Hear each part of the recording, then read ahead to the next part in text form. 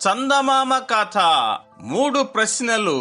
చాలా కాలం క్రిందట భువనగిరి అనే రాజ్యాన్ని బాహుబలుడు అనే రాజు పాలిస్తూ ఉండేవాడు. అతడు పుట్టుకతోనే వంచకుడు, క్రూరుడు. తన పెద్ద సైనిక బలాన్ని ఎంతసేపు ఇతరులను వంచేందుకు, పరరాజ్యాలను అక్రమంగా ఆక్రమించేందుకు వినియోగించేవాడు. బాహుబలుడు పరిపాలించేది కొద్దిపాటి భూభాగమే అయినా కవుల చేత, పండితుల చేత అనేక విధాలుగా స్తోత్రాలు చేయించుకోవడం అతనికి సరదాగా ఉండేది. ఆ కాలంలో ఒక్క భువనగిరి రాజ్యంలోనే గాక దేశ విదేశాల్లో గొప్ప పండితుడుగా కీర్తి పొందినవాడు ధర్మబలుడు. ఆయన ధన కనక వస్తువాహనాలను, గోభూదానాలను ఆశించే స్వార్థపరుడు కాదు. అందుచేత ప్రతిఫలాపేక్ష లేకుండా శిష్యులకు విద్యాబోధన చేస్తూ ఎన్నడూ రాజును ఆశ్రయించకుండా బీదతనంతోనే జీవితాన్ని గడుపుతూ ఉన్నాడు. ధర్మబలుడి కీర్తి ప్రతిష్టల గురించి బాహుబలుడు విన్నాడు. జనసామాన్యానికి అతడంటే ఉన్న భక్తి చూసి రాజుకు ఎక్కడ లేని ఈర్ష్య కలిగింది. ఎలా అయినా సరే ధర్మబలుడిని సాధించి లొంగ తీసుకుని పాదాక్రాంతుణ్ణి చేసుకోవాలి అనుకున్నాడు. ఒకనాడు నిండు కొలువులో అతన్ని దర్బారుకి పిలిచి, నిన్ను గురించి చాలా ప్రమాదకరమైన వార్తలు వింటున్నాము అన్నాడు బాహుబలుడు. ఆ మాటలకు ధర్మబలుడు నివ్వెరపోయాడు. రాజు కపటి, క్రూరుడు అని అతనికి తెలుసు. నన్ను గురించా? ఏలిన వారి రాజ్యంలో శాంతంగా బతికే పౌరుణ్ణి నేను అన్నాడు ధర్మబలుడు వినయంగా. బాహుబలుడు ఆ జవాబు విని ఉగ్రుడయ్యాడు. అతని ముఖంలో క్రోధం తాండవించింది. నీ ఎత్తులు, జిత్తులు, కపటము, వినయము నా దగ్గర సాగవు. విద్యాబోధం అంటూ నీవు రాజద్రోహం బోధిస్తున్నట్టు మాకు తెలియవచ్చింది, జాగ్రత్త అన్నాడు.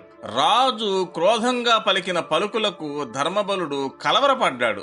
ఏ నేరం చేయని తనపై రాజుకు ఇంత ఆగ్రహం ఎలా కలిగిందో తెలియక, ప్రభు, రాజద్రోహ కార్యాలతో నాకేం ప్రమేయము లేదు. నాకు తెలిసిన శాస్త్ర విషయాలు విద్యార్థులకు బోధిస్తూ శాంతంగా కాలం వెళ్లబుచ్చుతున్నాను అని జవాబు చెప్పాడు ధర్మబలుడు సవినయంగా. బాహుబలుడికి కోపం ఇంకా ఎక్కువైంది. కావాలని తెచ్చుకున్న కోపం ఎంత కావలిస్తే అంత పరిమాణంలోనూ పెరుగుతుంది కదా. నీకు శాస్త్ర విషయాల్లోనే అంత జ్ఞానం ఉండి రాజద్రోహానికి దూరంగా ఉండేవాడివైతే నేను 3 ప్రశ్నలు అడుగుతాను, వాటికి జవాబు చెప్పు అన్నాడు బాహుబలుడు. సరే ప్రభు అన్నాడు ధర్మబలుడు తలవాల్చి.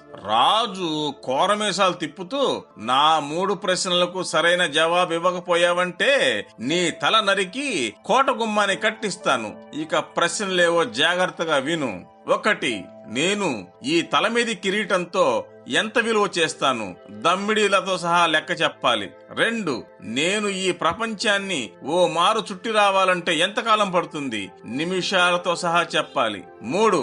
నువ్వే ప్రశ్నలకు జవాబులు ఇస్తూ ఉండగా నా మనస్సులో ఏమి ఆలోచిస్తూ ఉంటాను చిన్న పిల్లలకు కూడా తెలిసేట్టు స్పష్టంగా తెలియజెప్పాలి అన్నాడు. ఈ ప్రశ్నలకు జవాబులివ్వడం మానవులకు సాధ్యం కాదని ధర్మబలుడికి తోచింది. అయినా ప్రయత్నిద్దాం అనుకుని ఓ 1 వారం రోజులు గడువు కోరాడు. బాహుబలుడు అనుమతించాడు. ధర్మబలుడు తిరిగి తన గ్రామం చేరుకున్నాడు. 3 ప్రశ్నలకు జవాబుల కోసం అనేక శాస్త్ర గ్రంథాలు గాలించాడు. తక్కిన పండితులను అడిగి చూశాడు.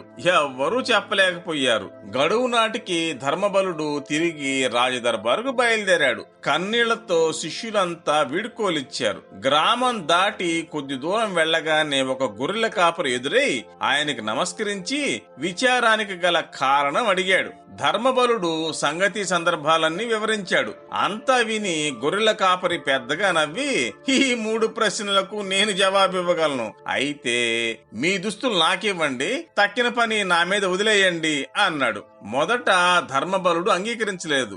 గొర్రెల కాపరి కాళ్ల వేళ్ల పడి ఎంతో బతిమాలుకోగా ధర్మబలుడు ఒప్పుకున్నాడు. గొర్రెల కాపరికి ధర్మబలుడికి పోలికలలో ఆటే తేడా లేనందున ధర్మబలుడు ఇంతవరకు ఒక్కసారి మాత్రమే రాజు సముఖానికి వెళ్లి ఉన్నందున ఆ మార్పు తృప్తికరంగానే ఉంది. ధర్మబలుడి వేషంలో ఉన్న గొర్రెల కాపరి దర్బారుకు వెళ్లగానే బాహుబలుడు చిరునవ్వు నవ్వి జవాబులు చెప్పమన్నాడు. గొర్రెల కాపరి గొంతు సవరించుకొని, మహాప్రభు, తమ మొదటి ప్రశ్నకు జవాబు చిత్తగించండి. తమ విలువ 99 రూకలు. ఎలా అంటే నక్షత్రకుడు హరిశ్చంద్రుణ్ణి 100 రూకలకే కదా అమ్మింది. హరిశ్చంద్రుడి కన్నా తమ విలువ ఒక్క రూక మాత్రమే తక్కువ అన్నాడు. బాహుబలుడు పట్టరాని సంతోషంతో ఉప్పొంగిపోయాడు. సత్యహరిశ్చంద్రుడితో తనను పోల్చడం ఎంతో తృప్తి కలిగించింది. రెండవ ప్రశ్నకు జవాబు చెప్పమన్నాడు. ప్రభువులం వారు సూర్యోదయంతోనే లేచి ప్రపంచాన్ని చుట్టి రావడానికి బయలుదేరితే సూర్యాస్తమయమై తిరిగి మర్నాడు సూర్యోదయమయ్యేసరికి 24 గంటలవుతుంది అన్నాడు గొర్రెల కాపరి. గొర్రెల కాపరి ఏ సమాధానం చెప్పాడో ఎవరికి అర్థం కాకపోయినా సభలో వారంతా భేష్ భేష్ అన్నారు. తనకు అర్థం కాలేదని చెబితే తననందరూ తెలివి తక్కువ వాడిగా జమ కడతారని రాజు కూడా భేష్ భేష్ అన్నాడు. అయితే మూడవ ప్రశ్న అన్నాడు బాహుబలుడు కనుబొమ్మలు ముడిచి. చిత్తగించండి ప్రభు, తమ మూడవ ప్రశ్నకు నా జవాబు మరేమంత కష్టమైంది కాదు. ఈ జవాబులిచ్చే నేను ధర్మబలుడిని అని తమరు మనసులో అనుకుంటూ ఉన్నారు.